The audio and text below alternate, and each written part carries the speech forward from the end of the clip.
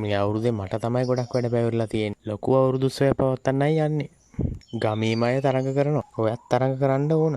ලණුව කපලා හරකව අරගෙන ගිහිල්ලා. දොර කඩලා රත්තරන් බඩු ටික අරගෙන ගිහින් ඉක්මනට එන්න. මෙන්න හරක් කොරා මෙන්න හරක් කොරා. තාම කටෙන් ලේසි හොඳ ගිහිල්ලා නැහැ. ඔයා හැමදාම කතා කරන සිංහල වාක්‍ය තියෙනව නේද? ඒවා ඔක්කොම ඉංග්‍රීසි වාක්‍ය විදියට හරවලා කවදාවත් අහලා නැති වාක්‍ය බව මම ඔයාලට ගෙනල්ලා තියෙනවා. මම මුලින් ඉඳලා ඔයගොල්ලන්ට පැහැදිලි කරනවා. ඒක නිසා ඉවර වෙනකම් බලන්න. තාමත් ඔයා මගේ channel එකට අලුත් කෙනෙක් නම් පහළ තියෙන subscribe button එක click කරලා subscribe කරගෙනම යන්න. ඒ වගේම යාළුවන් අතර share කරන්න. bell notification එක click කරන්න. මගේ videos ඔයාගේ අතරටම ගෙන්න ගන්න පුළුවන්. මම Priyankara chat box YouTube channel එකේ උමේෂ් ප්‍රියංකර. ඔයා උදාහරණයක් විදියට අවුරුදු උත්සවය ගන්නකෝ. ඒක අවුරුද්දකට සැරයක් නේ තියෙන්නේ. ඊට පස්සේ දැන් මේ කියන පුද්ගලයා කියනවා මේ අවුරුද්දේ මට තමයි වැඩි කොට කරන්න පැවරලා තියෙන්නේ. මේ අවුරුද්දේ මට තමයි වැඩිපුර වැඩ කරන්න සිද්ධ වෙලා තියෙන්නේ කියලා. This year I have more work to do. more work කියලා කියන්නේ ගොඩක් වැඩ. දැන් ඕක ඔයාට ගිය අවුරුද්ද ගැන කියන්න ඕන නම් ගිය අවුරුද්දේ මට තමයි ගොඩක් වැඩ පැවරලා තිබුණේ. Last year I had more work to do. දැන් මේක මේ අතීතයට ගිහිල්ලා තියෙන හින්දා have කියන පදේ ක්‍රියාවේ අතීත කාලය වෙන්නේ had. ඒක නිසා තමයි මෙතන had යොදලා තියෙන්නේ. had. මුලින් මම කිව්වා මේ අවුරුද්දේ කියලා. ඊට පස්සේ මම කිව්වා ගිය අවුරුද්දේ කියලා. දැන් මම කියන ඊළඟ අවුරුද්දේ. ඊළඟ අවුරුද්ද කියන්නේ අනාගත කාලය. අනාගත කාලේ වුණාම have කියන එක අනාගතයට යනකොට will එකතු වෙනවා. will have. Next year I will have more work to do. ලබන අවුරුද්දේ මට කරන්න ගොඩක් වැඩ තියෙවි. ලොකු අවුරුදු උත්සවයක් පවත්වන්නයි යන්නේ. ලොකු අවුරුදු උත්සවයක් පවත්වන්නයි යන්නේ. It is going to be a grand New Year festival. පවත්වන්නයි යන්නේ. මොකද්ද? ලොකු අවුරුදු උත්සවයක්. A grand New Year festival කියලා කියන්නේ ලොකු අවුරුදු උත්සවයක්.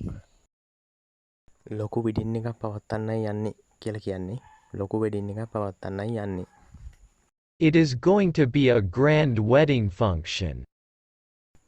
A grand wedding function කියලා කියන්නේ ලොකු විවාහ මංගල උත්සවයක්. දැන් අපි අවුරුදු උත්සවය ගැන කතා කර හිටියේ. දැන් එතකොට අපිට කියන්න ඕන ගමේ අය කොහොම තරඟ කරනවා අවුරුදු උත්සවයේ තියෙන තරඟ වලට. All the villagers are competing. villagers කියලා කියන්නේ ගමේ අය. competing කියන්නේ තරඟ කරනවා. competing. දැන් ඔය අවුරුදු උත්සවයට ගමේම අය සහභාගී වෙනවා කියලා කියන්න ඕනේ කිමුකෝ. අපි කලින් කිව්වේ තරඟ වදිනවා කියලානේ. දැන් මම කියන්නේ සහභාගී වෙනවා. ඒක අපි කියන්නේ කොහොමද කියලා බලමු. All the villagers are participating. participating සහභාගී වෙනවා. ගමේ අය ඔක්කොම තරඟ කරනවානේ. ඒක නිසා මෙයාත් කියනවා ඔයත් තරඟ කරන්න ඕන. ඔයත් තරඟ කරන්න ඕන. You also should compete. You also should compete. should කියන්නේ යුතුයි. should කියන්නේ යුතුයි. also කියන්නේ ඔයත් දැන් අවුරුදු උත්සව එහෙම ඉවර වෙලා දැන් එනවා හරක් ගාලා පැත්තට එනවා. දුව එනවා හරක් ගාලා පැත්තට. ගම්වල සාමාන්‍යයෙන් වෙන දෙයක් නෙවෙයි හරක් හොරකම් කරන එක. ඒ කියන්නේ ලොකු ගානකට විකුණන්නත් පුළුවන්. සමහරට මස් වලට වෙන්න පුළුවන්, විකුණන්න වෙන්න පුළුවන්. ඉතින් කොහොම කරක් කරන්නේ මස්සටනේ. තාත්තේ ලණුව කපලා වහු පැටියව අරගෙන ගිහිල්ලා. තාත්තේ ලණුව කපලා වස්සව අරගෙන ගිහිල්ලා. The rope is cut and the calf has been taken. The rope කියලා කියන්නේ ලණුව. The rope කියන්නේ ලණුව.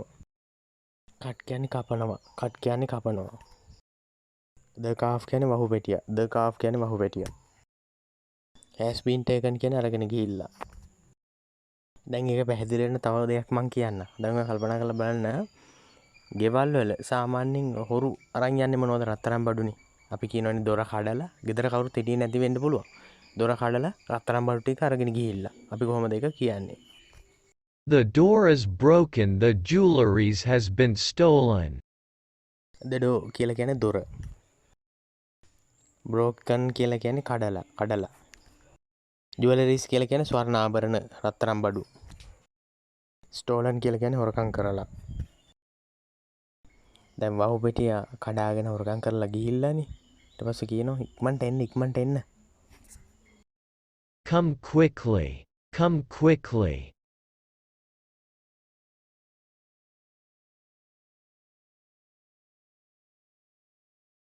දැන් මම කිව්වනේ හරකා හොරකම් කරගෙන ගිහිල්ලා කියලා. හොරාව අල්ලගෙන ඇවිල්ලා තියෙන්නේ දැන්. ඊට පස්සේ මාමට කියනවා මාමේ හරක් හොරාව අල්ලගත්තා. මාමේ මෙන්න හරක් හොරා. Here is the cattle thief. Here is the cattle thief. කැටල් තීෆ් කියලා කියන්නේ හරක් හොරා. කැටල් තීෆ් හරක් හොරා. හරකාව විකුණලා මස් කාලා තාම උගේ කටේ ලේ ගඳ තියෙනවා කියලා තමයි මෙතන කියන්නේ. තාමත් උගේ කටේ ලේ ගඳ තියෙනවා. smell of blood කියලා කියන්නේ ලේ සුවඳ. smell of blood ලේ සුවඳ. still කියලා කියන්නේ තාමත්. still තාමත්. on his lips කියලා කියන්නේ එයාගේ තොල්වල. on his lips කියන්නේ එයාගේ තොල්වල.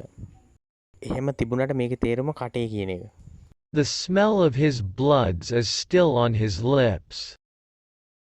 දැන් හරක් හොරාව අල්ලගත්තනේ. දැන් බලමු අපි ඊළඟ කොටසින් මොකද්ද වෙන්නේ හරක මොකද්ද මෙයා කරන්නේ කියලා හරක් හොරාට. ඉතින් ඔයා කතාව දිගටම බැලුවා නම් වීඩියෝ එක හොඳයි නම් රසවත් නම් යාළුවන්ට අතට ෂෙයා කරන්න ඔයා සබ්ස්ක්‍රයිබ් කරන්න ඔයා අලුත් කෙනෙක් නම් වීඩියෝ එක අවසන් වෙනකන් ආරම්භපු ඔයාට බොහොම ස්තුතියි.